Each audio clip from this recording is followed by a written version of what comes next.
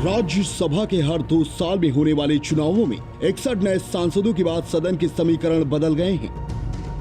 राज्यसभा में राष्ट्रीय जनतांत्रिक गठबंधन के सांसदों की संख्या 102 हो गई है। अब राज्यसभा में एनडीए को बहुमत के लिए केवल 22 सांसदों की जरूरत होगी।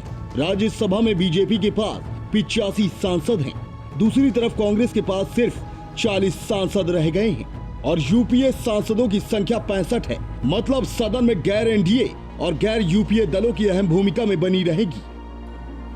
राज्यसभा में पिछले कुछ सालों में कांग्रेस और कमजोर हुई है, वहीं बीजेपी और मजबूत हुई है। राज्यसभा में कांग्रेस की ताकत बीजेपी से आधी से भी कम रह गई है, जबकि एनडीए ने 100 का आंकड़ा पार कर बहुमत की तरफ कदम बढ़ा दिए हैं। हालांकि सरकार अभी बहुमत 22 सीटों से दूर है। 1990 के बाद किसी के पास बहुमत नहीं। ध्यान रहे, राज्यसभा में 1990 के बाद से किसी दल के पास बहुमत नहीं रहा है। 1990 से पहले राज्यसभा में कांग्रेस के पास बहुमत था। राज्यसभा में एनडीए के पास बहुमत न होने के कारण 2014 से 2019 के बीच मोदी एक की सरकार को कई बार दिक्कतों का सामना करना पड़ा है।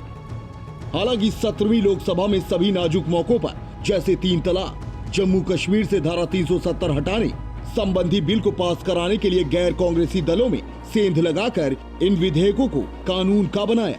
बता दें कि 245 सदस्यों वाली राज्यसभा में बहुमत का आंकड़ा 123 पर होता है। अब इन द्विवार्षिक चुनाव के बाद बीजेपी की संख्या 85 सांसदों की हो गई है, जबकि एनडीए के सांसदों की संख्या 102 हो गई है।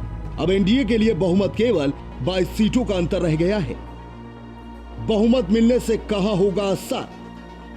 सदन के इन आंकड़ों का असर विधायी कामकाज पर पड़ता है और सरकार के लिए स्थितियां आसान होती हैं।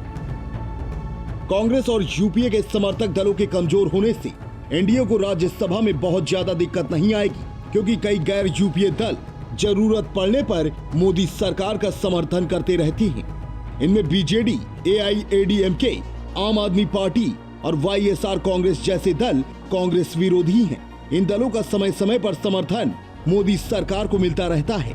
इस साल नवंबर में अकेले यूपी से 10 सीटें खाली हो रही हैं। उत्तर प्रदेश की 402 सीटों वाली विधानसभा में बीजेपी और उसके सहयोगी अपना दल के पास 321 विधायक हैं।